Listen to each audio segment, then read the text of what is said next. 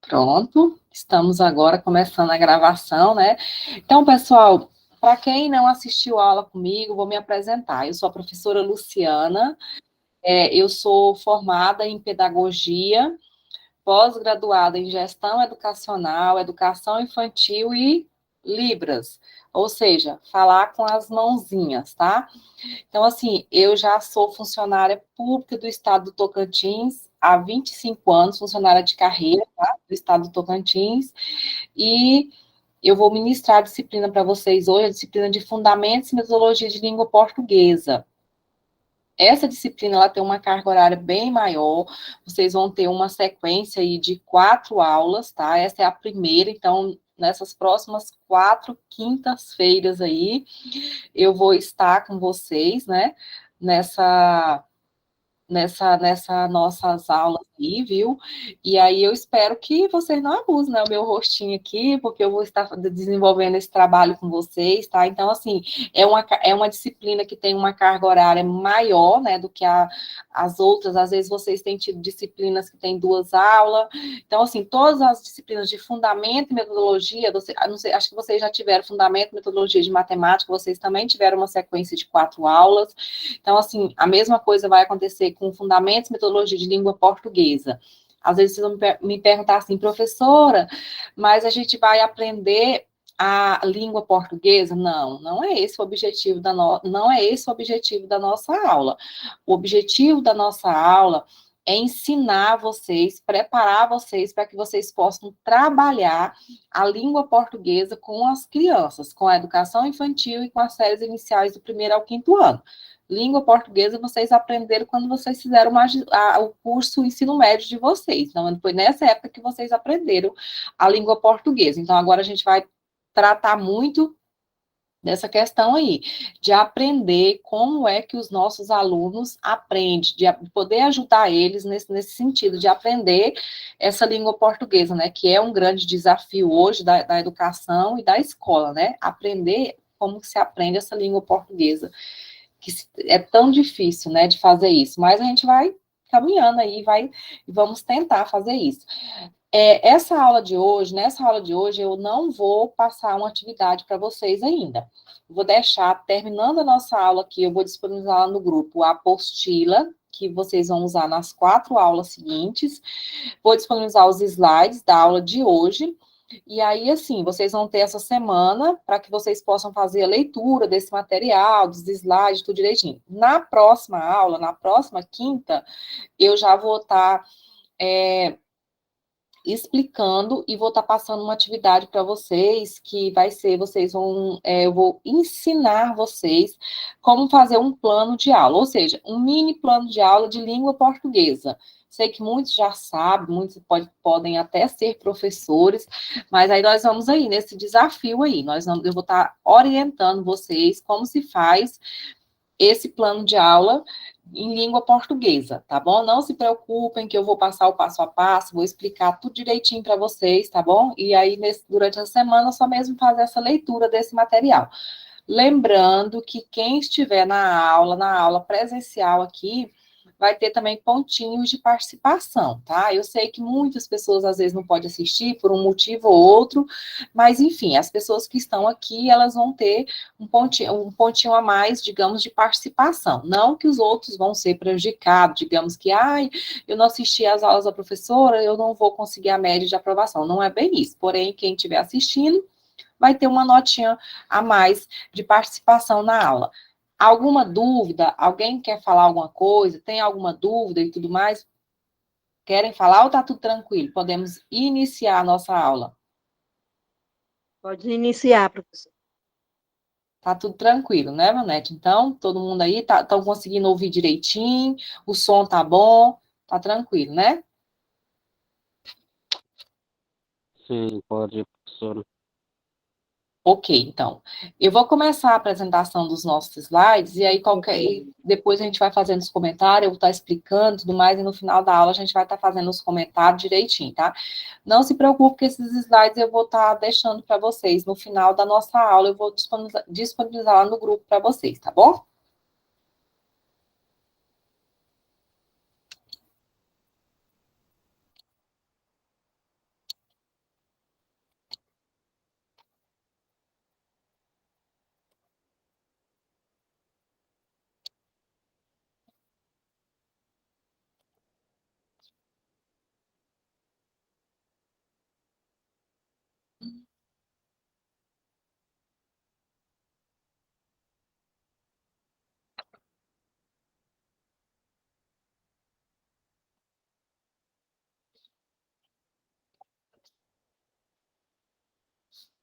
Tá aí, né, a nossa disciplina, que é Fundamentos e Metodologia de Língua Portuguesa, no caso aqui.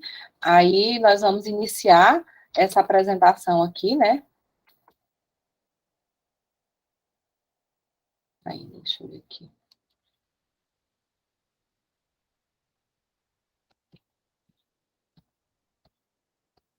Deixa eu voltar só um pouquinho aqui.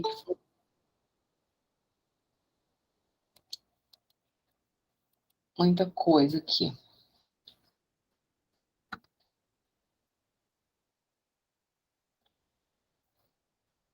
Aí nós vamos começar falando um pouquinho, antes da gente entrar propriamente dito, na questão dessa língua portuguesa, para como ensinar para as crianças, nós vamos falar um pouquinho como é que surgiu essa língua portuguesa, como foi que ela surgiu, como é que foi essa evolução dessa língua portuguesa. Será que ela surgiu agora, tem pouco tempo, há poucos anos atrás?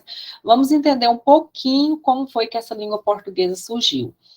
A evolução da língua portuguesa pode ser definida em três fases. Olha só essas três fases: pré-histórica, proto-histórica e histórica, que compreende o período do português arcaico e moderno, né? Então, assim, vocês observem que a língua portuguesa, então, ela foi definida nessas três fases, que foi a pré-histórica, a proto-histórica e a histórica. Como é que foi cada uma dessas fases? A primeira inicia com as origens da língua, estendendo-se até o século IX. A língua falada na região era o romance lusitano, uma variante do latim que constitui um estágio intermediário entre o latim vulgar e as línguas latinas modernas, português, castelhano e francês. Nessa primeira fase, essa língua portuguesa, ela era só falada, era falada, entendeu? Então, assim, já a segunda, que foi a proto-histórica, estende-se do século IX ao século XII.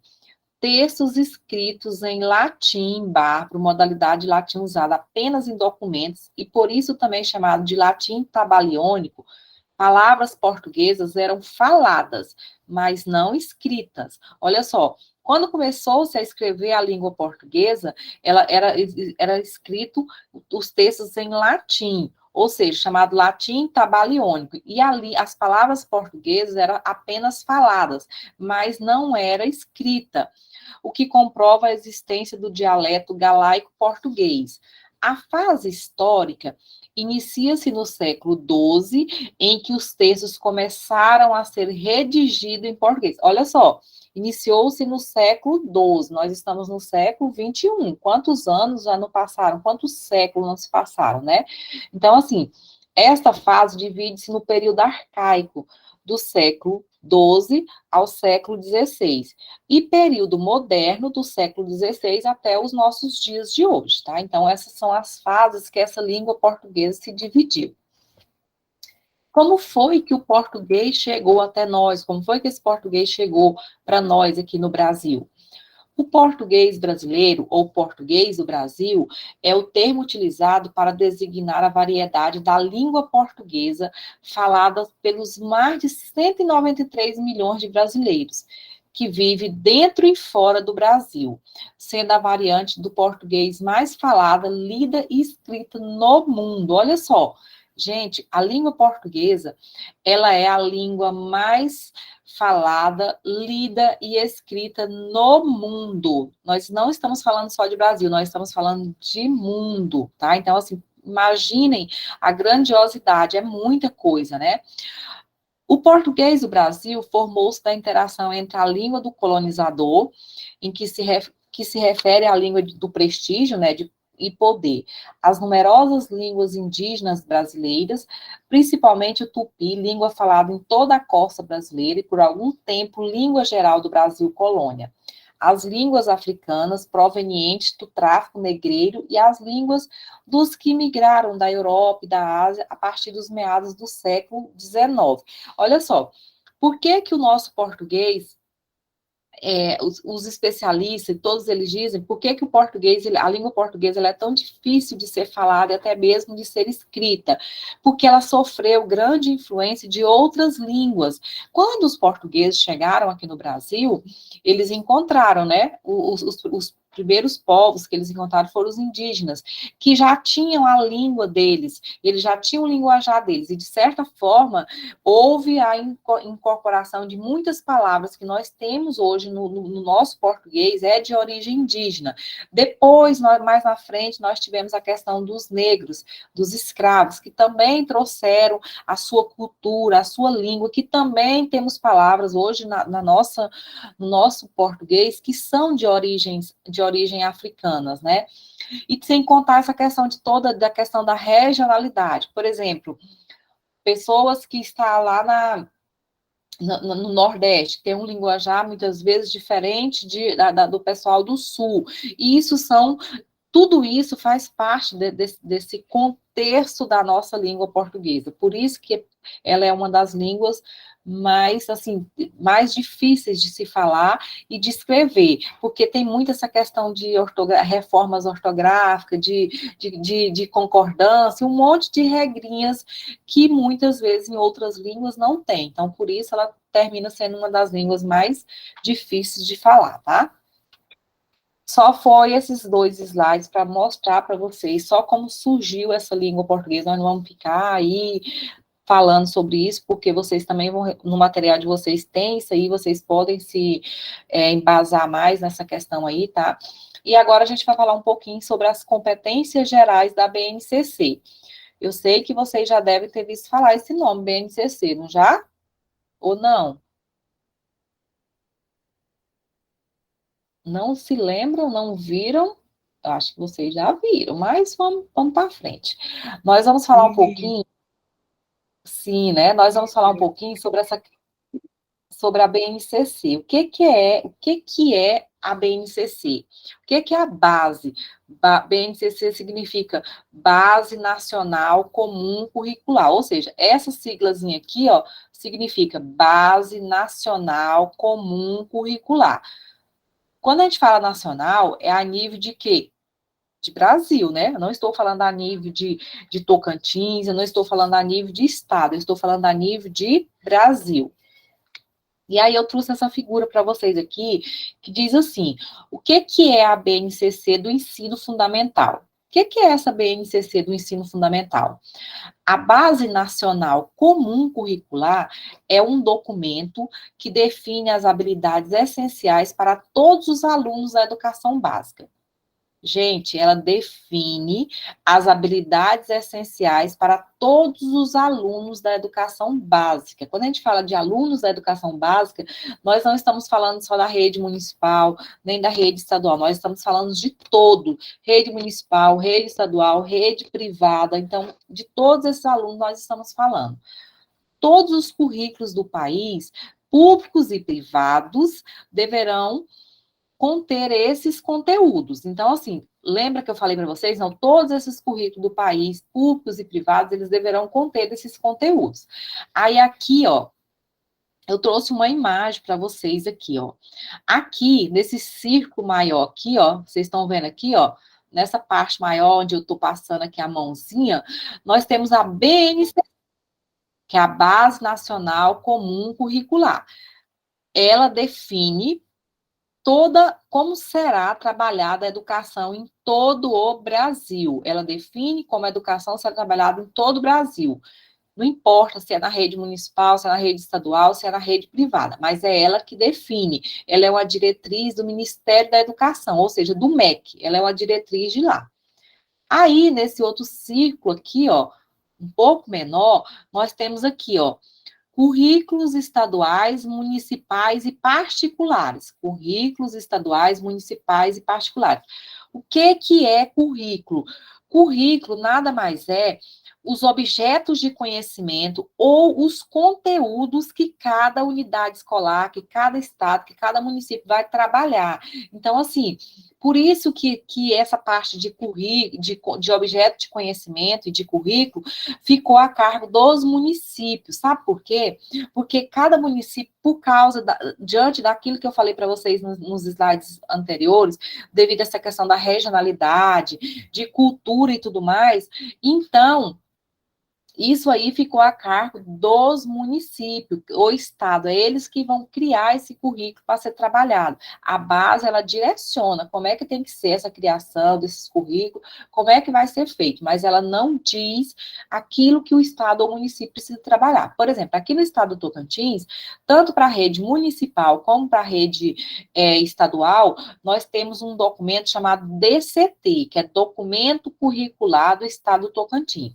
Esse documento é que define os conteúdos e as habilidades, ou seja, objetos de conhecimento e as habilidades que vão ser trabalhadas em cada ano do ensino fundamental, cada ano, tudo direitinho. Nas próximas aulas, eu vou estar apresentando um para vocês, até porque vocês vão precisar dele para ajudar na hora de fazer o plano de vocês. Então, isso aqui é currículo estadual, municipal e tal. Aí, nós temos aqui nessa outra base aqui, ó, nesse outro círculo um pouco menor, nós temos assim, projeto político pedagógico e currículo escolar. O que é o projeto político pedagógico e currículo escolar? Gente, toda escola, sem exceção, ela precisa ter um projeto político pedagógico. Esse projeto político pedagógico é que define o que ela vai ser trabalhada, os projetos que ela vai trabalhar, como é que ela vai trabalhar, tudo direitinho. Então, ele é um documento legal, o projeto político-pedagógico ele é um documento que tem validade e legalidade. Então, assim, se a escola não tiver no seu corpo dela lá, o projeto político-pedagógico, ela não vai conseguir, ela não vai receber recurso, ela vai ter um monte de dificuldade, porque ele é que define como é que o trabalho da escola vai ser seguido, tá? E aí, aqui, ó, nesse último círculo aqui, nós temos o plano de aula.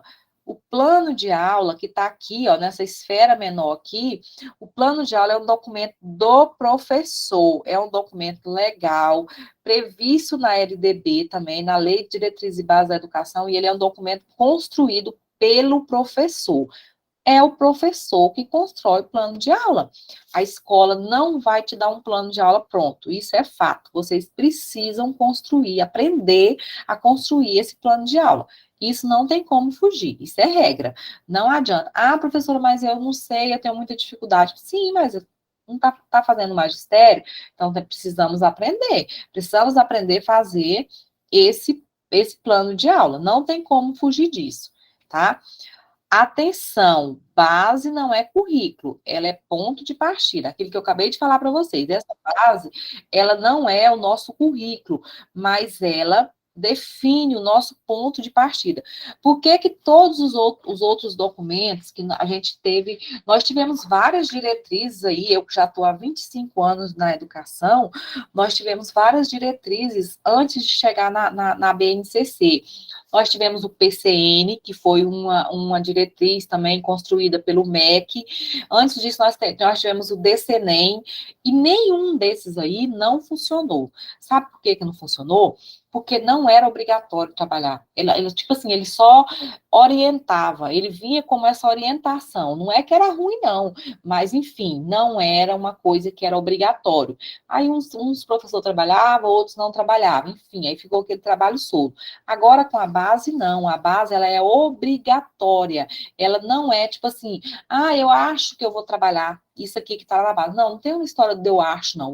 Vocês vão trabalhar usando a BNCC. Professor em sala de aula não tem como trabalhar se não for usando a BNCC.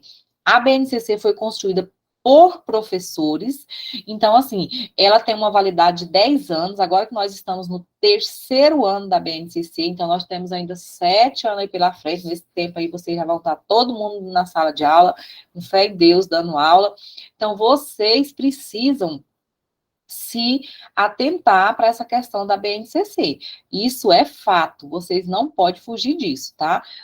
Quem tiver acesso à internet aí, que eu sei que todo mundo tem, porque nós estamos tendo aula pelo Meet, baixe ela lá, ela é um documento que vocês colocarem na página inicial da internet de vocês lá, vocês vão ver que vocês podem estar baixando essa BNCC para estudar, para poder entender direitinho como é que funciona essa estrutura da BNCC, para quem ainda não tem conhecimento sobre ela, tá?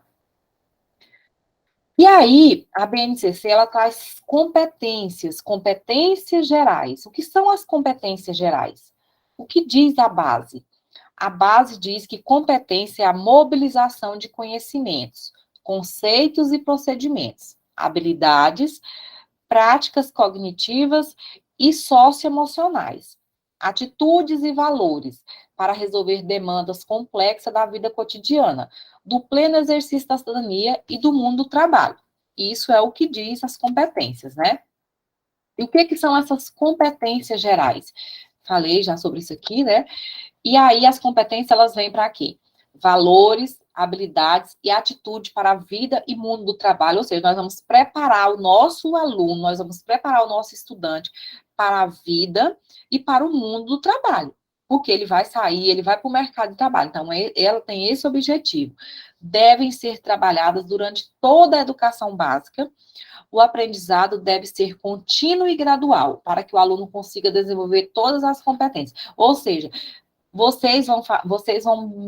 essas competências, elas vão permear, elas vão passar por todo o ensino fundamental. Ela vai, ela volta, ela vai e volta, até porque elas só são 10. Então, ela vai, ela volta, ela vai e volta. Por quê?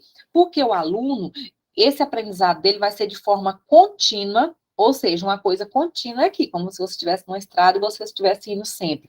E gradual, ele vai começando ali, vai graduando, graduando, até quando ele chegar lá no ensino médio, que ele vai ter desenvolvido todas essas competências necessárias, tá bom? Todos os professores devem avaliar quais aspectos de sua disciplina contribuem para o desenvolvimento das 10 competências e incluí-las com clareza nas aulas.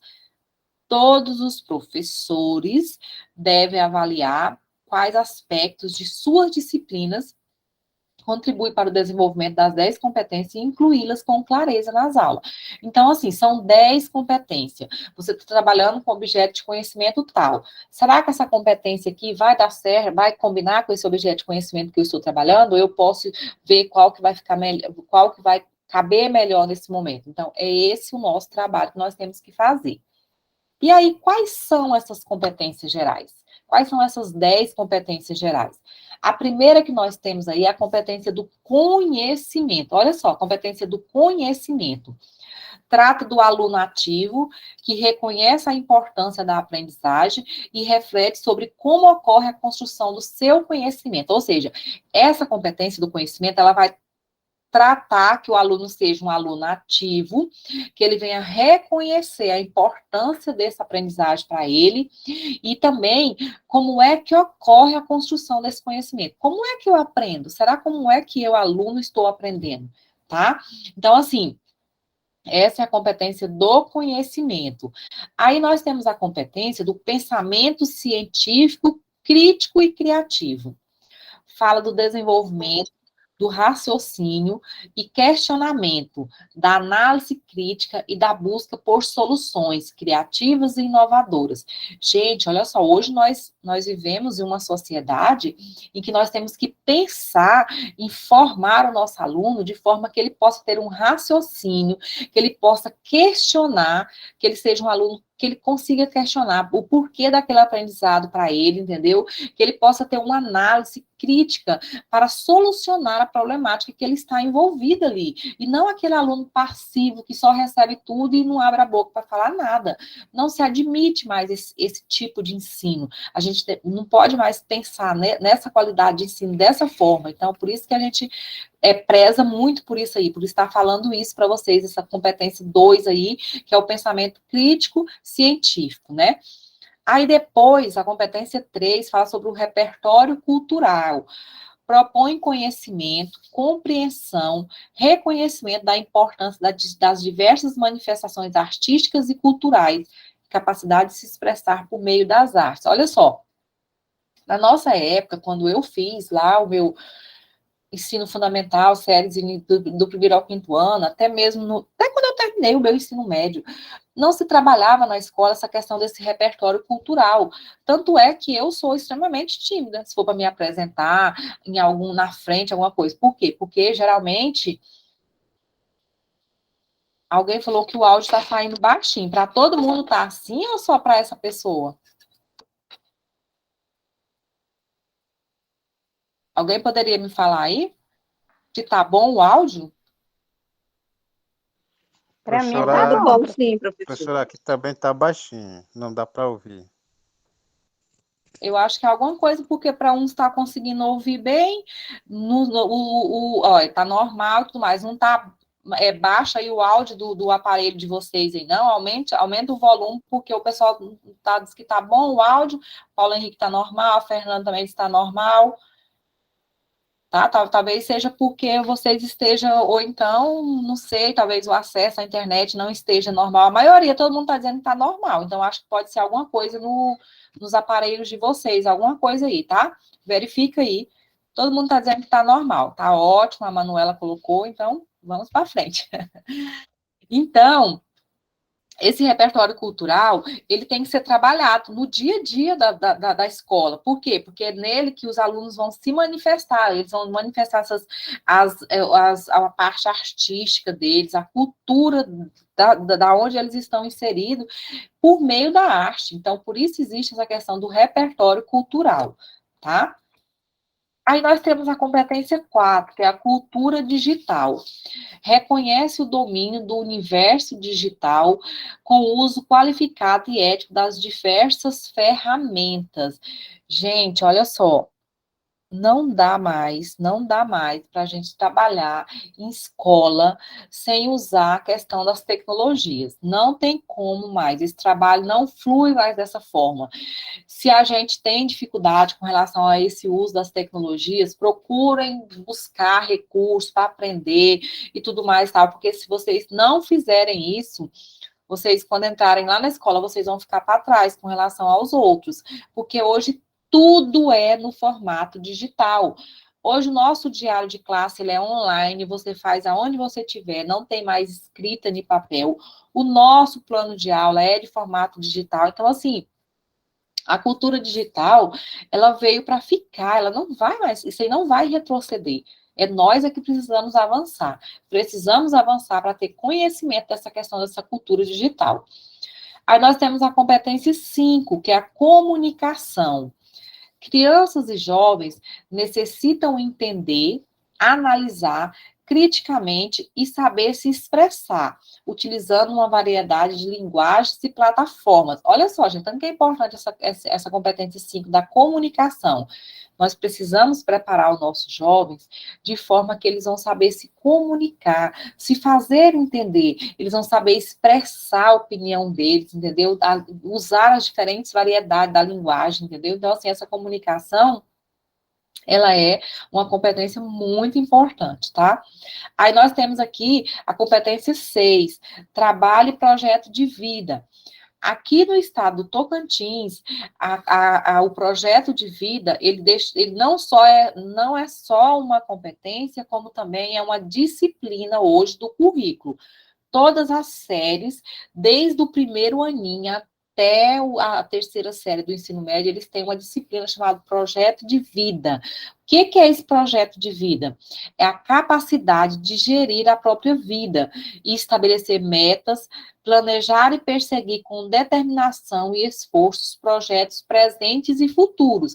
Então, assim, hoje a gente vê muito que os nossos jovens, eles não têm uma perspectiva de vida. Às vezes você vê eles terminando na terceira série do ensino médio, eu coordeno uma escola de ensino médio, e aí eu vejo assim, ele sai daquela terceira série sem ter nenhuma expectativa.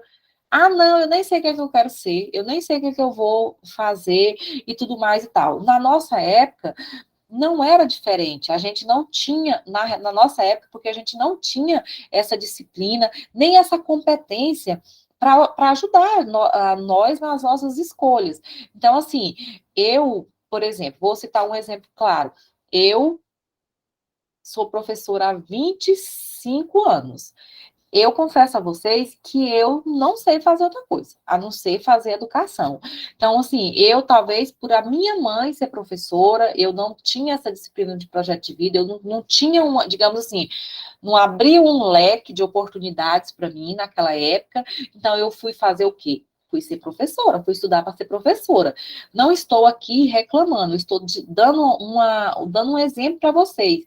Talvez, se eu tivesse outras opções, eu tivesse tido outras opções, talvez eu escolheria, né, outra profissão, não sei. Ou então, mas pelo menos eu iria ter, digamos, um caminho para saber, não, eu quero ficar eu vou ser professora porque eu gosto disso e tudo mais e tal. Então, assim, os nossos jovens hoje têm as escolhas, têm essa oportunidade de escolha, mas eles não têm um projeto de vida, entendeu? Eles não têm esse projeto de vida na vida deles. Então, assim, esses dias eu fiz um trabalho lá na escola, uma roda de conversa com os alunos, só para me dar exemplo para vocês. Aí eram os alunos que da terceira série, que estava terminando a terceira série, estão terminando a terceira série do ensino médio, né?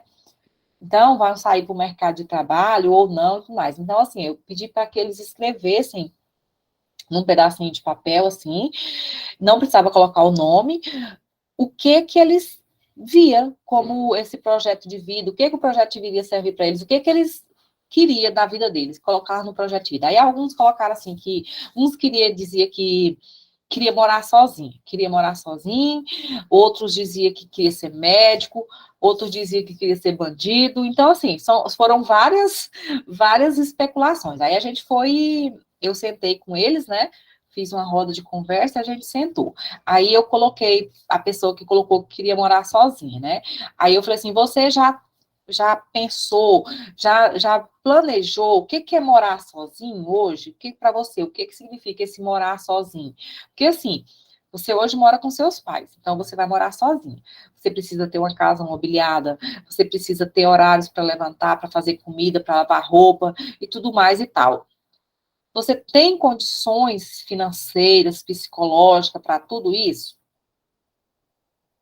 Aí a pessoa se levantou e disse, não tem. Então, ok. Então, assim, eu tô te abrindo a sua mente com relação a isso. O outro, eu quero ser médico. Ok. O que é que você tem feito para fazer medicina? O que é que você tem buscado? O que é que você tem feito para fazer isso? Porque a gente sabe que para fazer medicina, o aluno tem que ir muito para a área de biologia, de química, de física, tem que ser muito bom nessas áreas, de matemática. Você já olhou suas notas, como é que está nessa área, tudo direitinho e tudo mais? Então, assim, são questionamentos que a gente tem que fazer com eles para que eles possam entender como é que esse projeto, não é só dizer assim, eu quero ser isso. Mas eu ser isso, será que eu vou conseguir de imediato e tudo mais? Tal? A gente precisa também abrir essa mente deles para eles poderem analisar e pensar se realmente é isso que eles querem naquele momento. Tá? Então, assim, o projeto de vida justamente nada mais é do que isso.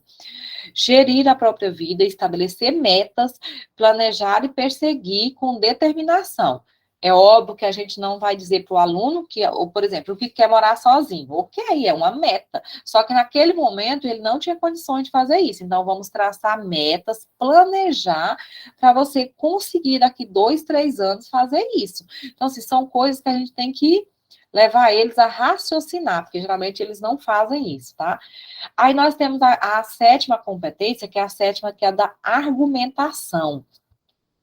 Destaca a capacidade de construir argumentos, conclusões ou opiniões de maneira qualificada para debater com respeito às colocações dos outros. Então, assim, eu tenho o meu poder de argumentação.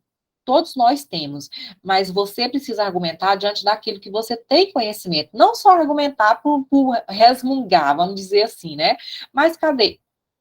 Você vai argumentar, mas você tem um poder de argumentação. Por que você está questionando? Por que você está argumentando sobre isso? Então, a gente precisa ter isso. Sim, Paulo Henrique, você acredita que ele escreveu lá? É exatamente isso. Para você ver, né? Como é que nós estamos aí na sociedade, uai. Segundo ele, é o sonho dele, né? Agora, se ele vai conseguir chegar lá, eu não sei, né? Mas, enfim. E eu tive que levar ele tipo assim, questionei com ele o que implicaria, né? Os prós e os contras, né? De ser e tal. Aí hoje um bandido na nossa sociedade, né?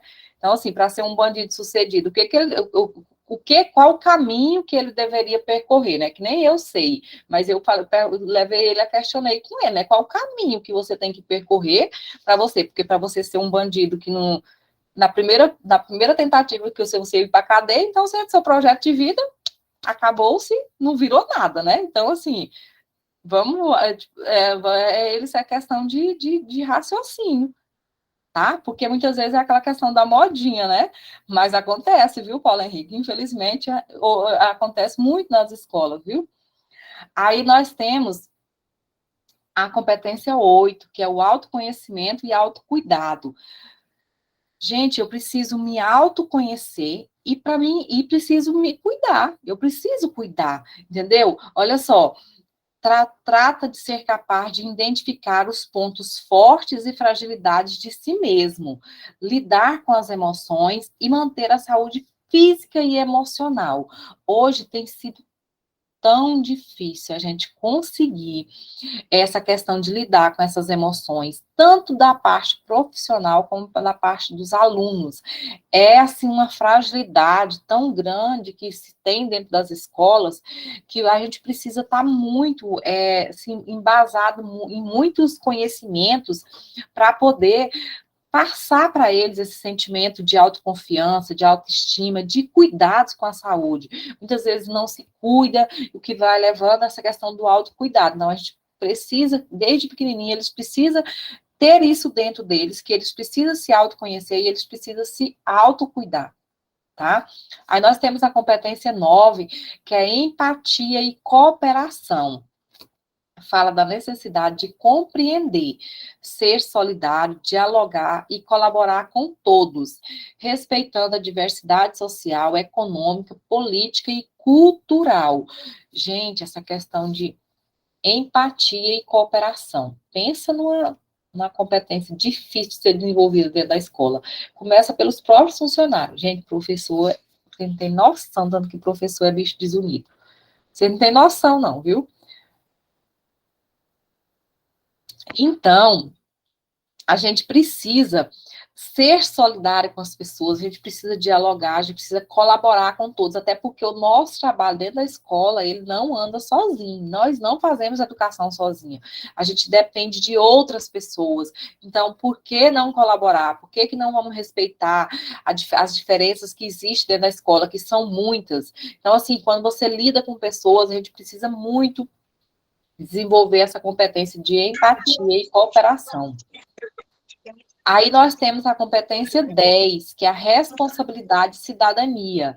Estabelece que crianças e jovens podem ser agentes transformadores na construção de uma sociedade mais democrática, justa, solidária e sustentável. Então, assim, hoje nós formamos pessoas que eles possam transformar a realidade. O nosso objetivo de formar as pessoas é justamente que eles possam transformar, eles sejam agentes de transformação. Lá os veteranos, ex-profissional lá de Miracema, lá na BB. Luzinha, você tem aí, tá com... Meu Deus. Deixa eu ver se eu consigo desativar esse microfone aqui.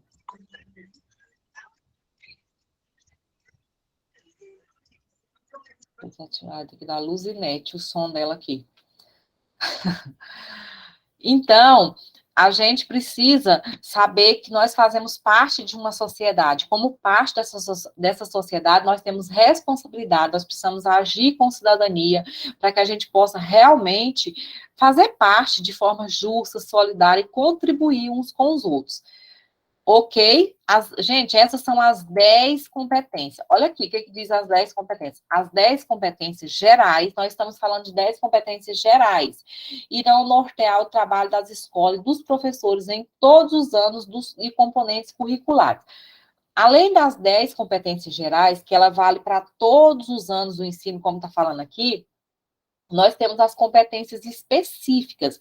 As competências específicas de língua portuguesa, as competências específicas de matemática, de geografia, de história. Então, assim, existem essas competências específicas. Professora, mas eu posso usar, eu vou fazer meu plano de aula de língua portuguesa. Eu não quero usar uma competência específica. Eu posso usar uma competência geral? Pode. Professora, mas eu não quero usar uma competência geral, quero usar só uma competência específica no meu plano de aula. Posso? Pode, gente, não tem problema. Essa questão das competências, elas estão aí para ser trabalhadas, tá? Então, assim, elas devem ser trabalhadas durante toda a educação básica, como eu já falei para vocês. Competências são a mobilização de conhecimentos, habilidades, atitudes e valores para resolver demandas complexas da vida cotidiana, né? Do pleno exercício da cidadania e do mundo do trabalho. O trabalho com as competências deve ser articulado com o processo de aprendizagem dos componentes. Aquilo que eu acabei de falar para vocês. O trabalho com essas competências, eles devem ser articulados com o processo de aprendizagem dos componentes. O que são componentes? Língua portuguesa, matemática, história, geografia, ciência, isso são componentes. Então, elas devem estar articulada com esse componente na hora que a gente for fazer o nosso plano de aula ou plano de trabalho, viu? E aí, saindo um pouquinho das competências, nós vamos entrar aqui nos gêneros textuais e seus discursos. Por que a gente vai falar de gênero textual? Porque gênero textual uma tipologia de texto que está na BNCC, isso ela traz, a BNCC traz, e que nós temos que trabalhar gêneros textuais com os nossos alunos desde o primeiro aninho até o 5º ano, tá? Os gêneros textuais são a forma como a língua se organiza para se manifestar nas mais diversas situações de comunicação. São a língua em constante uso. Quando falamos em gêneros textuais, não estamos nos detendo nos textos literários, mas sim englobando todos os textos da língua. Basta que possua a capacidade de comunicar algo. Então, assim, todos os textos hoje eles têm a capacidade de comunicar algo para nós. Então, eles fazem parte, estão englobados dentro dos gêneros textuais.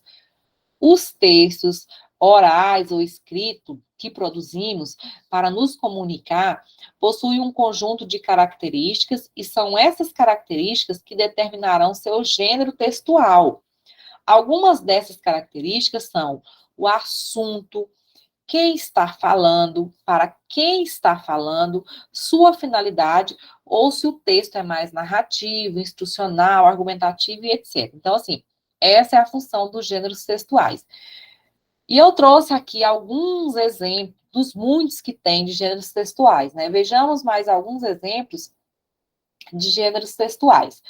Nós temos o conto maravilhoso, conto de fada, fábula, lenda, narrativa de ficção científica, romance, conto, piada, relato de viagem, diário, autobiografia, currículo vitae, biografia, que é diferente de autobiografia, relato histórico, artigo de opinião, carta de leitor, carta de solicitação, editorial, ensaio, resenhas críticas, seminários, conferências, palestras, entrevista de especialista, relatório científico, regulamento, textos prescritivos. É claro que aqui eu não coloquei novela, né, falta histórias em quadrinhos. Então, são vários os tipos de gêneros textuais, são inúmeros, e que nós trabalhamos ele durante todo o ensino, a educação básica, vamos dizer assim, não só o ensino fundamental, mas a gente trabalha do 1º ao 5º ano, trabalha do 6º ao 9º ano, trabalha do ensino médio. Os gêneros textuais em língua portuguesa, não tem como se falar de língua portuguesa sem se falar em gêneros textuais, tá? Eles vão estar presentes com certeza. E aí, a gente vai contextualizar um pouquinho a disciplina. Dominar a linguagem oral e escrita é imprescindível para o exercício da cidadania. É através do domínio da língua, olha só, é através do domínio da língua que o indivíduo constrói conhecimentos, adquire condições efetivas de se expressar, defende suas ideias, compartilha seus saberes, formula perguntas, articula respostas, enfim, amplia sua visão de mundo para poder atuar como sujeito ativo na sociedade e, assim, marcar uma posição de ordem social dentro do contexto cultural em que vive. Gente, olha só, hoje é imprescindível que a gente consiga, que nós façamos com que o nosso aluno, ele constrói esses conhecimentos, adquirir condições efetivas, né, de se expressar, defende suas ideias, compartilha seus saberes, né, formula perguntas, articula resposta. Enfim, amplia sua visão de mundo. E ele só vai conseguir fazer tudo isso aqui se ele tiver um domínio da linguagem oral e escrita. Se ele não tiver esse domínio da linguagem oral e escrita, ele não vai conseguir fazer isso. Então, assim, a gente precisa fazer com que o nosso aluno desenvolva isso, porque senão ele vai ser um quê? Um ser passivo, uma pessoa passiva na sociedade, que não vai contribuir com nada. Então, não é esse o objetivo nosso para formar os nossos alunos, viu? E a língua portuguesa, a língua é um sistema de signos histórico e social. Historicamente construído, como eu falei para vocês lá, e tudo mais, né? Que permite o homem significar o mundo e o contexto que o cerca. Aprender uma língua não é apenas aprender palavras, mas também os seus significados culturais e como as pessoas do seu meio social compreendem e interpretam a realidade. Então, assim, a gente acha que, eu só sei, dominei a língua e tudo mais e tal. Será que esse domínio que a criança tem dessa língua portuguesa, ela já consegue fazer? Entender o significado da língua, de como essa língua está inserida na sociedade, no meio social que ela está, como é que ela interpreta essa realidade. Então, a gente tem que ficar atento para esses questionamentos, viu? Aí, aqui, ó, é dever da escola aceitar o aluno em sua singularidade, respeitar o que é um analfabeto funcional. O Paulo Henrique fez uma pergunta, né? O que é um analfabeto funcional? Paulo Henrique, hoje um analfabeto funcional é aquela pessoa que está na sociedade e que muitas vezes ela até consegue ler e escrever também. Porém, se você pede para ela, entrega um texto para ela, pede que ela faça uma interpretação daquele texto. Agora diga para mim o que você conseguiu entender desse texto. Ela não entendeu nada. Então, assim, ela é um analfabeto funcional. Por quê? Porque ela leu, porém ela não compreendeu. Ela escreve, se você pedir que ela leia o que ela escreveu e interprete para você, ela não é capaz de fazer isso. Isso é um analfabeto funcional, que nós temos muito na nossa sociedade, viu? Infelizmente, a gente tem na nossa sociedade, tá bom? Olha só, é dever da escola aceitar o aluno em sua singularidade, respeitar sua cultura, sua forma de expressão. Viram aqui, ó? É dever da escola aceitar o aluno em sua singularidade, respeitar a sua cultura, sua forma de expressão. Porém, é dever da escola também ensinar os alunos a saberem utilizar a linguagem oral e escrita de forma competente, nas diferentes situações comunicativas, em diferentes contextos. Lembra, claro, a gente falou nos primeiros slides, falando da questão da regionalidade, da questão da linguagem, que a gente vai ver mais na frente, nas próximas aulas, a questão da linguagem formal, da linguagem informal. Então, assim, a gente vai respeitar isso, essa cultura que o aluno traz, porque ele vem lá de uma sociedade que tem uma cultura diferente, uma singularidade, ok, mas a gente não pode deixar, como professor, de mostrar para ele a forma correta da linguagem oral e escrita. E essa linguagem escrita mais ainda, porque é ela que é usada no nosso contexto do dia a dia. Nós vamos escrever, nossos alunos só vão escrever usando a forma de linguagem formal, a gente não vai escrever usando uma forma de linguagem informal. Isso aí a gente não vai acontecer. Então, a escola se ensina o aluno a usar de forma competente essa linguagem formal, ou seja, a linguagem escrita e formal, né? Os educadores devem organizar sua prática pedagógica de forma que os alunos tenham acesso aos diferentes gêneros textuais que circulam na contemporaneidade, tendo sempre o cuidado de contextualizar o material com a realidade a ser trabalhada. Então, assim, volta falando sobre a questão dos gêneros textuais e que nós, professores, temos que ter o cuidado na hora de selecionar esse material que nós vamos levar para a sala de aula para os nossos alunos. Isso é muito importante a gente fazer isso. Por isso existe o planejamento. Esse momento de planejamento é para isso, tá? E como que é a linguagem escrita? A escola tem por finalidade trabalhar a leitura, para depois desenvolver a formação de escritores. Primeiro, eles começam trabalhando a leitura, depois a gente vai para o desenvolvimento da formação de escritores. A leitura A leitura é a base para uma boa redação. É a leitura que fornece matéria-prima para a escrita. Quem lê mais tem um vocabulário mais rico e compreende melhor a estrutura gramatical e as normas ortográficas da língua portuguesa. Olha só, quem lê mais tem um vocabulário mais rico e compreende melhor a estrutura gramatical e as normas ortográficas da língua portuguesa. A leitura e a escrita são práticas complementares, que possuem relação entre si e que se modificam mutuamente no processo de letramento. Então, assim, elas vão ser práticas diárias que vai estar sempre presente no dia a dia, né? Se o objetivo da escola é que o aluno utilize a escrita em diferentes situações de comunicação, o ensino dessa linguagem deve ser contextualizado. Isto é, a partir da diversidade textual presente na sociedade. Livros, jornais, revistas, folhetos, rótulos, receitas, quadrinhos, cartazes, etc., entre outros. Tudo isso que eu falei para vocês aqui, jornais, revistas, folhetos, rótulos, receitas, livros, são exemplos de gêneros textuais que a gente trabalha na sala de aula com os alunos. Não se desenvolve o uso da leitura e da escrita se o aluno não tiver posse desses portadores de leitura. Não adianta, porque ele precisa ter essa diversidade textual ao alcance dele para que ele possa realmente desenvolver de forma competente essa leitura no seu dia a dia, viu? Ensinar as crianças a ler, a escrever, a se expressar de maneira competente na língua portuguesa é o grande desafio dos professores do ensino fundamental. Há adaptações de currículo, investimentos na atualização dos professores, mas a verdade é que ainda há muito a fazer.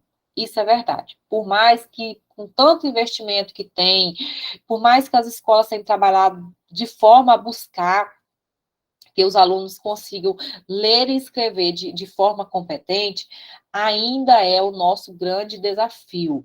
É o grande desafio da escola. E esse desafio está mais lá para as séries iniciais, do primeiro ao quinto ano. Gente, o nosso desafio lá, como professor, é tremendo. Por quê? Nós vamos ficar 4 horas com esse aluno, nós é que vamos trabalhar a língua portuguesa, a matemática, a história, a geografia e tudo mais e tal. Então, se esse aluno chegar lá no final do quinto ano, sem dominar essa questão de forma competente, o uso da leitura e da escrita, provavelmente ele vai sair lá no ensino médio ainda com essa dificuldade. Não tem como. Vai sair, porque lá ele não vai aprender. Não vai ter esse tempo. Ele tem uma aula de 50 minutos ou de 1 hora com o professor. Já vem outro professor, então, assim, é toda uma mudança. Por isso que é tão importante o nosso trabalho de professor com essas séries iniciais, tá? E mesmo com tudo isso que a gente tem feito, e olha que os professores têm feito muita coisa, o índice de repetência e de abandono nas escolas brasileiras é um dos mais altos do mundo. É resultado principalmente da dificuldade que a escola tem de ensinar a ler e a escrever, tá? Então, assim, por mais que a gente tem situações exitosas, mas ainda nós temos um índice no Brasil, o índice de repetência e abandono ainda é grande nas escolas. Por quê? Justamente essa dificuldade que nós temos de ensinar o nosso aluno a ler e escrever.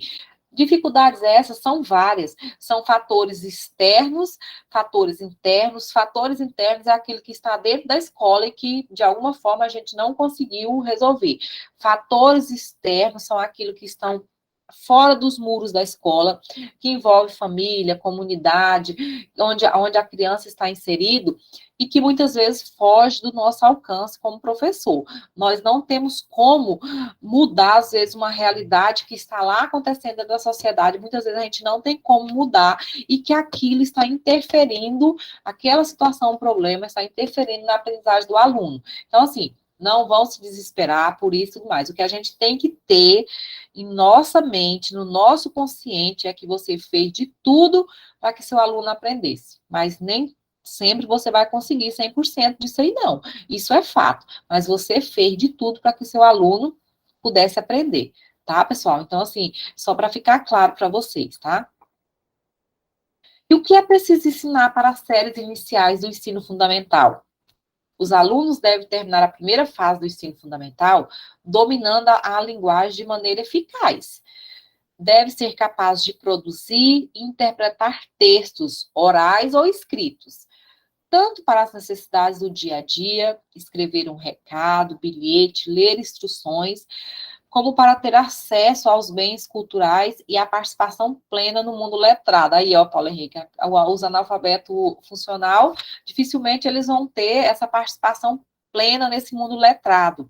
Entender o que é dito num telejornal, até ler um livro de poemas, entendeu? Então, assim, a gente precisa preparar os nossos alunos para que eles possam entender esse contexto, para que eles possam ser capazes de fazer tudo isso e ser pessoas letradas, tá? Então, assim, a gente precisa ensinar isso para eles. Como o professor pode desenvolver o hábito de leitura em seus alunos? Como é que a gente pode desenvolver esse hábito de leitura nos alunos? Que é o nosso maior desafio, que a gente já acabou de falar sobre isso agorinha, né? Incentivando a leitura diária. Não se forma bons leitores se eles não têm um contato íntimo com os textos. Há inúmeras maneiras de fazer isso. O aluno pode ler em silêncio, a leitura pode ser feita em voz alta, em grupo ou individualmente, ou o professor pode ler um texto para a turma. Essas possibilidades devem ser escolhidas de acordo com a atividade que está sendo desenvolvida em classe ou em sala de aula. Então, olha só, não se forma bons leitores se eles não têm um contato íntimo com os textos. Como é que eu vou querer que alguém leia se ele não tem contato com o texto, se ele não está tendo contato com o livro? Então, isso é fato, né? Usando textos diversificados. Em muitas escolas, a língua portuguesa ainda é ensinada de uma maneira formal, chata, sem entusiasmo. Esse tipo de ensino não atende mais à necessidade da sociedade. Foi o tempo em que nós pegávamos e falávamos assim, eu quero que você leia esse livro aqui. O livro tinha lá 30 páginas, não tinha uma gravura, não tinha nada. Aí você dá um tipo de livro desse para um aluno de 4º ano fazer essa leitura. Vocês acham que ele vai fazer? Não vai. Pode até fazer, por uma obrigação e tudo mais e tal. Então, hoje, os livros em si, eles já mudaram esse formato. Eles já vêm já com gravuras que chamem a atenção dos nossos alunos. Então, o que a gente precisa ter é o cuidado na hora de selecionar esse material para levar para os nossos alunos, de acordo com a nossa demanda de sala de aula. Cada vez mais, o aluno terá que compreender e escrever textos mais diversificados, claros e criativos. Trabalhar com os diferentes gêneros textuais é de extrema importância, mas o mais importante ainda é saber selecionar um material escrito que desperte interesse e entusiasmo nas crianças. Veja que a questão dos gêneros textuais, eles estão presentes praticamente em todo o nosso material, porque é fato, nós vamos trabalhar sempre com esses gêneros textuais, tá bom? E procurar, gente, escolher texto que vai despertar o interesse e entusiasmo dos nossos alunos, dos nossos estudantes.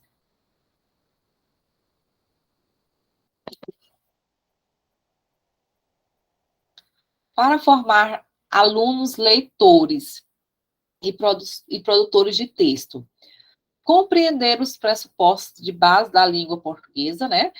Perceber a importância da leitura para o desenvolvimento das crianças, para o aprendizado da própria leitura e para a produção de texto. Então, assim, temos que ter isso na nossa mente, o que nós precisamos para formar alunos leitores e produtores de texto, tá bom?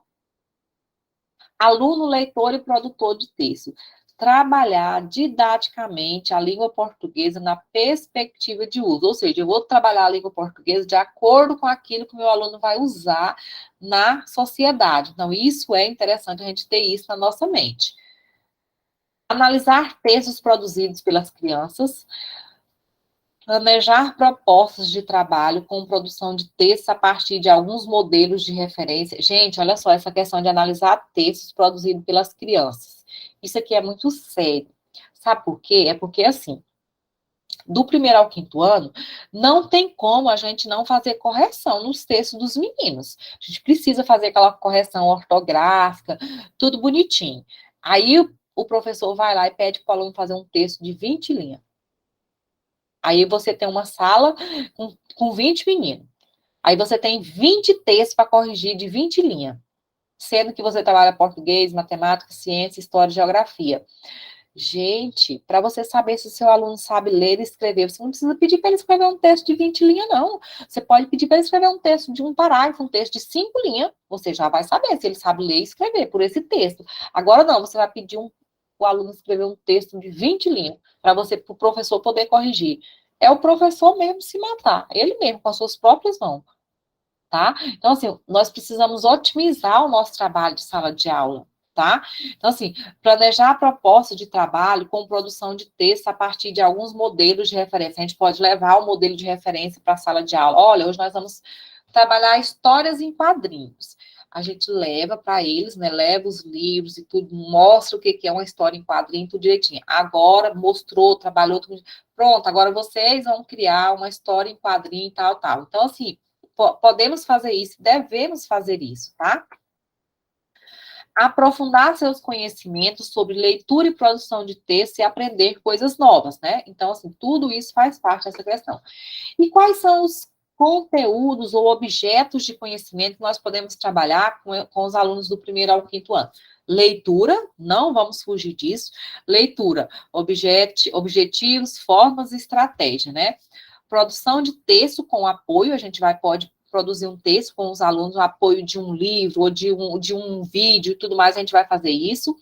Relação entre leitura e produção de textos, a gente vai fazer essa relação. Compreensão de que os textos respondem sempre a uma necessidade. A gente dá um texto para o aluno ler ou para produzir de acordo com a necessidade que a gente precisa trabalhar com eles. Análise de textos produzidos por alunos com diferentes níveis de competência textual. Essa análise de texto foi aquilo que eu falei agora, né? Vocês vão fazer uma análise dos textos produzidos pelos alunos e observando os diferentes níveis de competência textual, que é a questão de observar a ortografia. Reconhecimento da importância e uso do conhecimento prévio do aluno no planejamento das atividades didáticas de leitura e produção de textos. Na primeira semana, você precisa fazer uma avaliação diagnóstica, seja ela de leitura ou de escrita, para você saber o que é que seu aluno sabe. Porque, assim, esse conhecimento prévio dele é muito importante, porque a partir desse conhecimento prévio é que vocês vão planejar as atividades de leitura, tanto atividade de leitura, atividade de escrita para os alunos de vocês. Então, assim, pode ser que numa sala você tenha que produzir 3 atividades diferentes. Isso vai acontecer, porque esses alunos não estão no mesmo nível de conhecimento, não estão no mesmo nível de aprendizagem. Que bom seria, né, se a gente pegasse uma turma com todo mundo igual, todo mundo sabendo igual, mas a gente nunca vai pegar a turma dessa forma. Sequenciação do trabalho com a diversidade textual, socialização de opiniões e propostas com os demais professores, voltando lá para a questão do trabalho em grupo, né? Socialização de opiniões e propostas com demais professores, a gente trabalha em escola, a gente trabalha em grupo, não tem como fugir disso. Registro de experiências significativas no caderno de anotações. O professor precisa ter um caderno de anotação, a gente precisa ter lá um caderno de anotação para anotar, olha, assim, tal, tal, tal. Entendeu? Só voltando um pouquinho aqui, nessa questão desses conteúdos aqui. Gente, eu nunca entendi. Peraí, deixa eu voltar só um pouquinho aqui. Essa questão dessa seleção de conteúdos aqui, ela é muito importante, sabe por quê? Olha só, quando a gente faz essa questão dos objetos de conhecimento, vocês vão receber lá um documento onde vai ter lá os objetos de conhecimentos que se vai trabalhar. Ok, vai estar lá tudo direitinho. Mas a gente, como professor, nós precisamos selecionar os objetos de conhecimento que são mais, que são mais importantes para aquele momento, para a gente trabalhar com os nossos alunos. E isso, graças a Deus, a gente já consegue fazer isso. Eu, na época que eu estava em sala de aula, e até depois que eu saí de sala de aula, tinha lá alguns conteúdos, objetos de conhecimento, que agora não é mais conteúdo, é objeto de conhecimento. Eu sempre me perguntava por que é que eu tinha que passar o algarismo romano para os meus meninos. Ou alguém de vocês sabe, pode me dizer onde é que se usa o algarismo romano na nossa sociedade? A não ser no século tal, que a gente está lendo um livro lá de coisa de história. Tirando disso, gente, não se usa o algarismo romano para nada na sociedade. E hoje tanto é, mas a hora essa também é muito raro, é a coisa e tal. Aí hoje, aí o que acontece? Hoje não vem mais algarismo romano para se trabalhar, do primeiro ao quinto ano. Tirou-se algarismo romano. Acho que o pessoal fizeram assim um levantamento e tudo mais e tal. Não tem sentido e tudo mais. Ainda vem no sexto ano, no livro de história, vem lá, ó, o século. Tipo assim, na primeira página do livro, vem lá os algarismos romanos, o valor do V, o valor do L, o valor do X, que é para o aluno poder entender lá na história quais são os séculos e tudo mais e tal. Então, assim, tem alguns objetos de conhecimento que não são essenciais, que não são importantes para o conhecimento do aluno. Então, a gente precisa ter isso claro em mente, como é que vai funcionar, como é que a gente vai selecionar realmente os objetos de conhecimento que são essenciais para o aprendizagem do nosso aluno, tá? E aí, também, né? Onde é que nós usamos o teorema de Pitágoras? Só para fazer a prova do Enem e se lascar, para quem não sabe lá, né? Tem uns conteúdos que eu vou te contar uma coisa, meu Deus do céu. Mas tá aí, né? Aí nós temos aí a língua brasileira de sinais, que é a Libras. Aí vocês me perguntam bem assim, professor, mas por que nós estamos vendo Libras? Porque, na realidade, Libras é uma forma de linguagem, nós estamos falando de língua, tá? É uma realidade eminente que nós temos nas nossas escolas, vocês vão tá, com essas crianças, entendeu? Então, assim, não tem como a gente fugir disso. A Libras, Língua Brasileira de Sinais, é uma língua natural, usada pela maioria dos surdos do Brasil. Diferentemente de todos os idiomas já conhecidos, que são orais e auditivos, a Libras é visual gestual, é uma língua pronunciada pelo corpo. Olha só, a Libras, a gente pronuncia ela aqui, ó, pelo nosso corpo. Ela é uma linguagem gestual e visual, pronunciada pelo corpo. Professor, mas eu não sei Libras, e se eu receber um aluno na minha sala de aula lá, que vocês vão receber, como é que eu vou fazer? Como atender um aluno surdo na sala de aula? Você não tem nenhum conhecimento de Libras. Primeira coisa, não se fala que o fulano, ou o José, ou a Maria é mudo. Não, ele é surdo.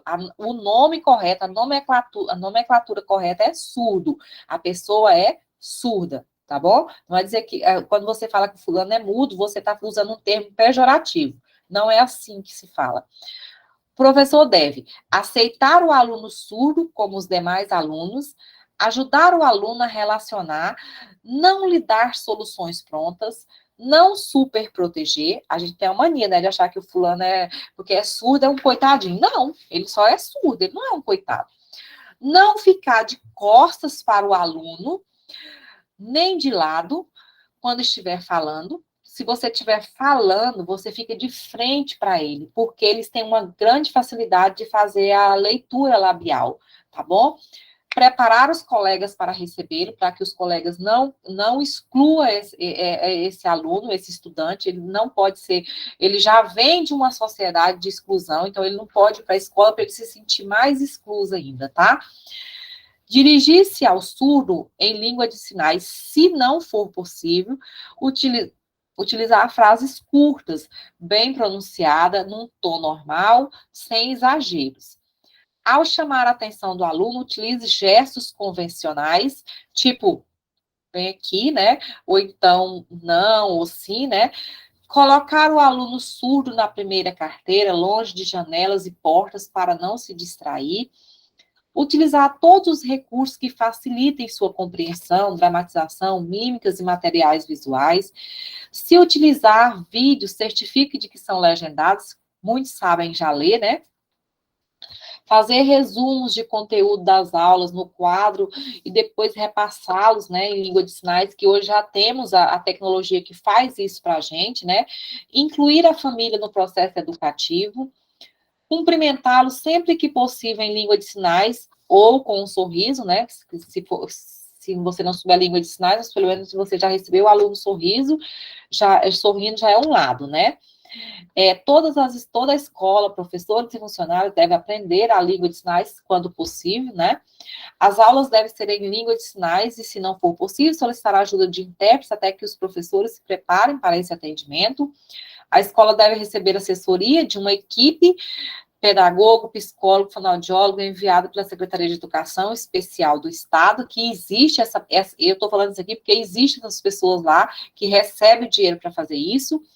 A escola deve incluir no projeto político-pedagógico estratégia de trabalho com o aluno surdo, avaliar o aluno pela mensagem e pelo conteúdo e não pela escrita, acreditar nas potencialidades do aluno. Isso aqui são algumas estratégias que a gente tem que lidar com esses alunos surdos em sala de aula.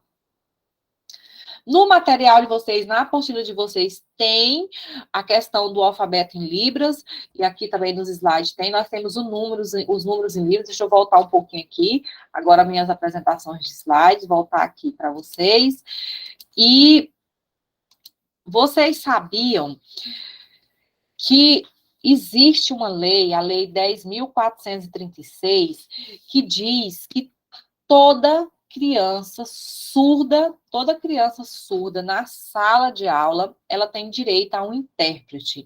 O que é o intérprete? É uma pessoa que tem domínio de Libras e que vai ensinar essa língua para eles.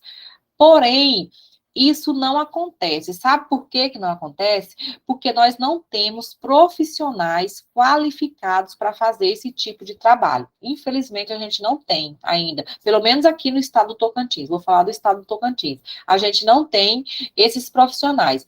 O incentivo do governo aqui no estado do Tocantins é maior para esses profissionais, que até o salário deles é diferenciado em termos de valores dos outros profissionais que acompanham alguma criança com alguma necessidade especial, nesse caso aí. Mas aí as pessoas muitas vezes não fazem, até porque estudar dá trabalho, né? Estudar não é fácil. Então a gente fica assim, sabe? Então tem essas questões aí, mas assim, é uma língua que a gente precisa, pelo menos quem tiver a oportunidade, ter uma noção de como que se ela acontece dentro da escola, estudar mais a fundo, porque vocês podem correr um sério risco de receber na sala de vocês uma criança surda, e aí você ficar perdido lá dentro, sem saber como trabalhar. Então, assim, muitas vezes a gente pensa que trabalhar Libras é só aprender o alfabeto. O alfabeto é a coisa mais fácil que tem, mas o problema da Libras, como eu falei para vocês agorinha, é porque ela é uma linguagem, ó, gestual e visual. Ela acontece nessa área aqui do nosso corpo, ó, da cabeça até o tronco, aqui, ó, até o nosso tronco aqui. Então, ela acontece muito nessa área. Por exemplo, se eu falasse assim para vocês, meu nome, isso aqui é meu nome. Se eu perguntasse para Francimar, seu nome. Qual seu nome? Viu que eu virei os dedos para lá? Eu perguntei para ela qual o nome dela. Se ela me perguntasse, eu estou apresentando meu nome. Os dedos me viraram para mim, esses dois dedos aqui, ó. Meu nome. Aqui nós temos o L, o U, o C, o I. Aí nós temos o A, porque talvez assim na mãozinha aqui, mas o A aqui, ó. É porque o A, a configuração do A e do S é praticamente igual. A configuração do A, esse dedo aqui, ó, vem para cá, e a configuração do S, ele vem para cá. Ó, configuração do A aqui, a configuração do S aqui. Então, aqui, o N e o A de novo. Luciana, meu nome.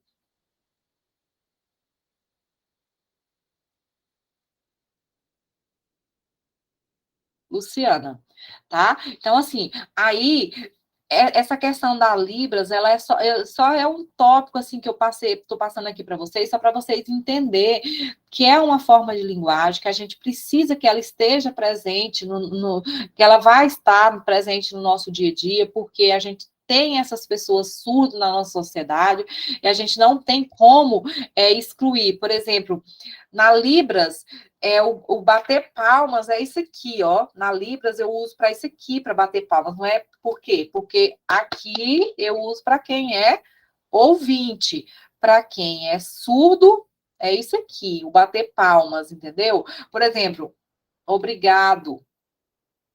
Isso aqui é o obrigado, entendeu? Então, assim, são muitos sinais, é muitos sinais. Então, assim, mas tem muitos vídeos no YouTube, videoaulas que vocês podem estar vendo e tudo mais e tal, que ajuda muito a gente a entender, pelo menos um pouco, essa questão aí, da questão da Libras.